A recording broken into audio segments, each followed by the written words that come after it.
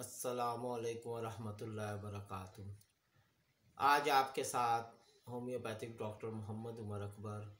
आज हमारा मौजू है क़ुव्वत हयात और इम्यूनिटी सिस्टम और होम्योपैथिक का क्या ताल्लुक़ है।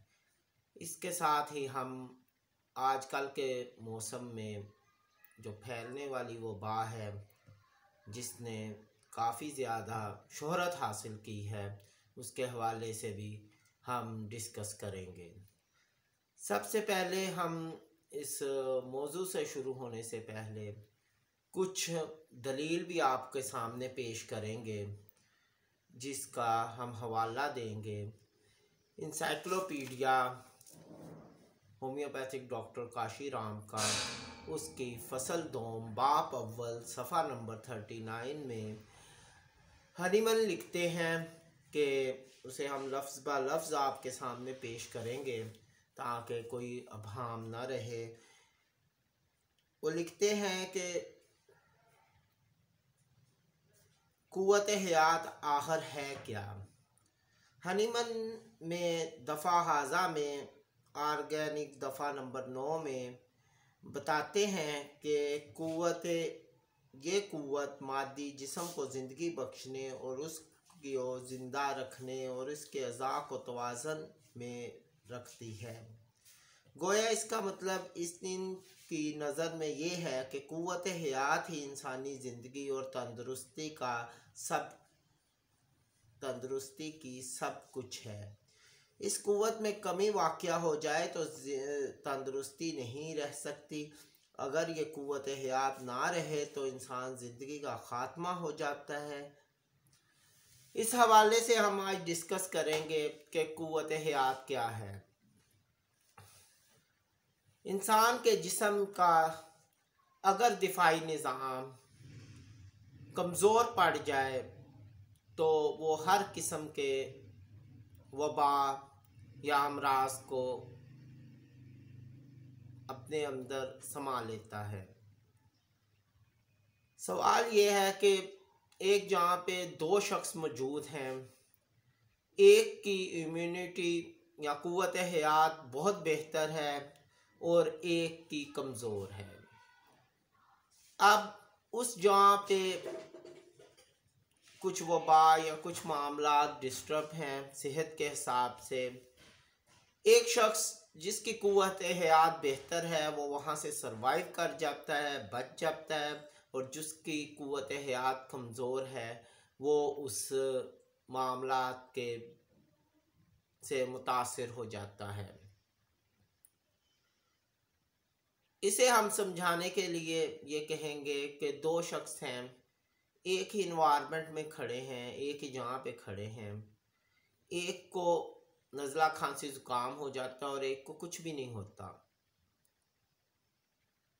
होम्योपैथिक ने कोई जो बुनियाद है जिस पे बिलमिसल पे भी मेरी वीडियो आ चुकी हैं कि हम मर्ज़ का नहीं मरीज़ का इलाज करते हैं और हमारा इलाज अलामात की ही रोशनी में होता है।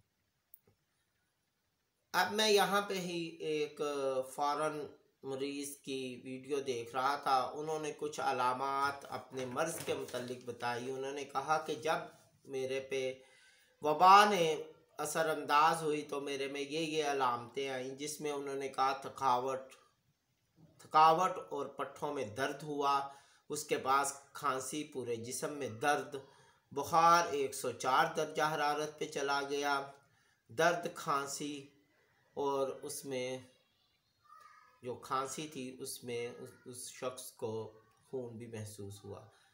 अब ये अलामात हैं और होम्योपैथिक हमेशा ही अलामात पर ही इलाज करने का जो है वो यकीन रखती है। हमारी जो दूसरी तिब हैं जिन्हें काफ़ी शोहरत हासिल है वो उनके लिए ये अलामात कुछ अहमियत की हामिल नहीं होती। वो मर्ज़ पर ही, बैक्टीरिया पर, वायरस पर या उस मर्ज़ के नाम पर यकीन रखते हैं। हमारे यहाँ पे फेसबुक पे, यूट्यूब पे बहुत से होम्योपैथिक डॉक्टर हैं जो बहुत सी अद्वियात बताते हैं, जिसमें सबसे ज़्यादा हमारे सोशल मीडिया पर जिस दवाई ने शोहरत हासिल की वो आर्सेनिक एल्बम है। आर्सेनिक एल्बम है। उसके बाद दूसरी दवाइयों ने भी शोहरत हासिल की, यूपिटोरियम ने शोहरत हासिल की, जिल्सीनियम ने की।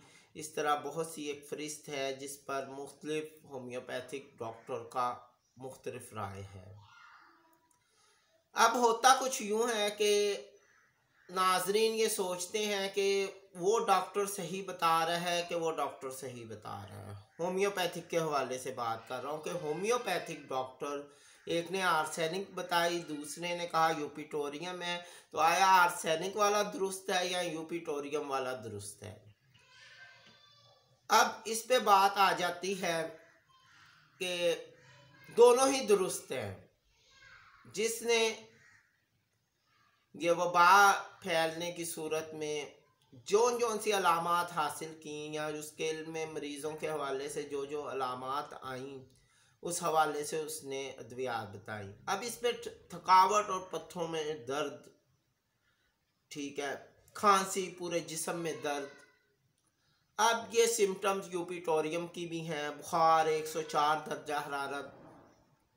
अब इसमें इस अलामात में हमारी रेस्टॉक्स भी अच्छा काम करती है। अब इसमें मैं पहले भी आपको आगाह कर चुका हूँ कि कोरोना वायरस जो है बेसिकली इस टाइम पे दुनिया उससे बहुत परेशान है, इस वजह से कि हमारे जो तरीका इलाज, मशहूर तरीका इलाज है, उसके रिसर्चर इस पर अभी तक वैक्सीन बनाने में आज के दिन तक अभी तक कामयाब नहीं हो रहे। वो कोशिश कर रहे हैं और इसका इलाज अलामात की रोशनी में ही है और अलामात में रोशनी में इलाज करने वाली सबसे बड़ी तिब होम्योपैथिक तरीका इलाज है। अब कोई भी मर्ज XYZ, हार्ट अटैक, कोई भी ऐसा पेचीदा मर्ज ऐसा नहीं होता कि वो एकदम आ जाता है, वो अपनी सिम्टम्स पैदा करता है। उस सिम्टम्स को देखने वाली आँख होनी चाहिए और होम्योपैथिक एक वाहिद तरीका इलाज है जो इन अलामात को देखते हैं। आप अपने करीबी या अपना इलाकाई क्लासिकल होम्योपैथिक डॉक्टर से रब्ता करके उससे अपने अलामात अगर आप में हैं या नहीं हैं उनसे आप दरियाफ्त कर सकते हैं। अब हम इस टॉपिक को थोड़ा सा आगे लेके चलेंगे, वो ये कि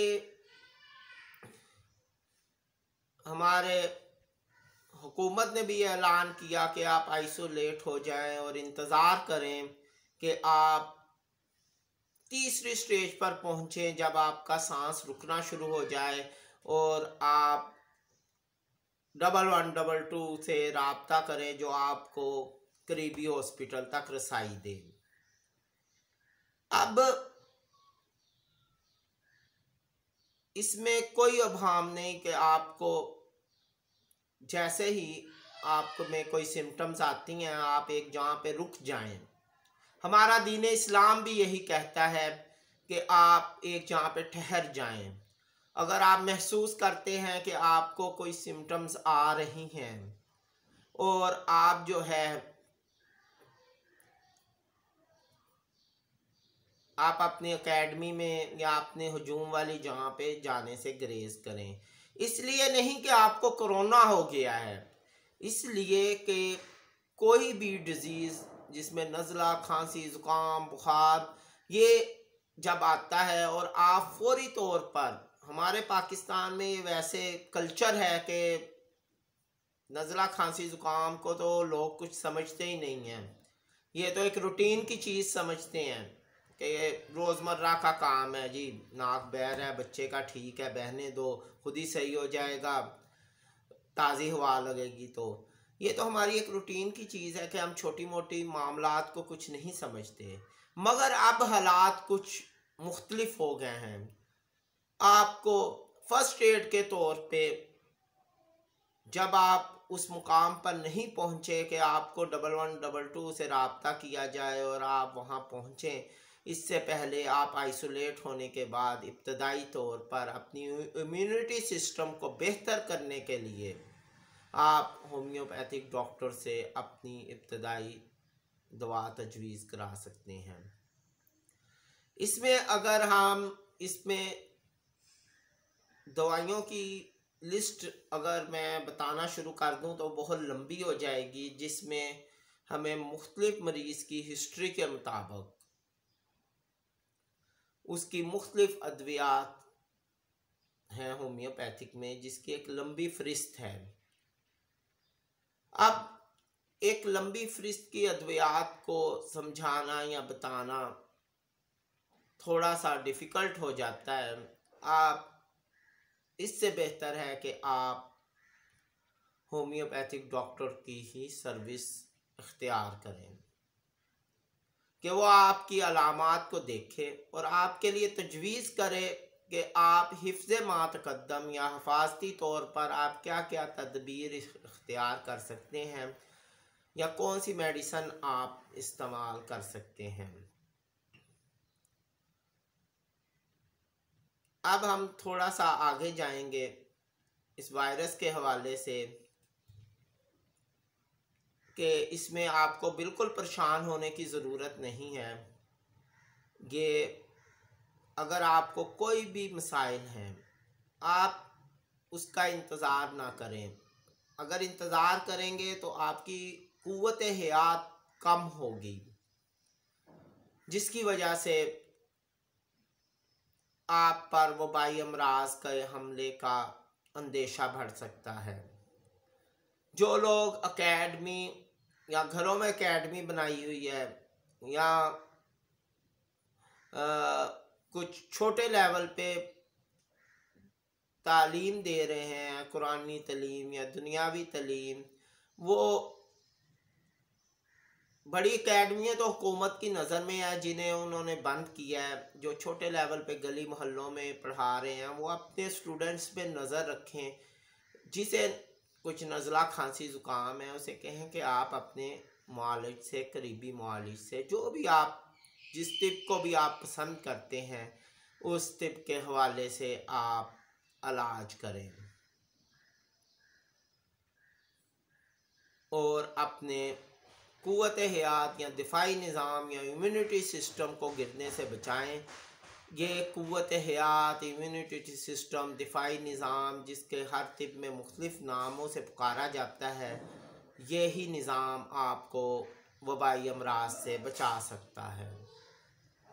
अस्सलामु अलैकुम।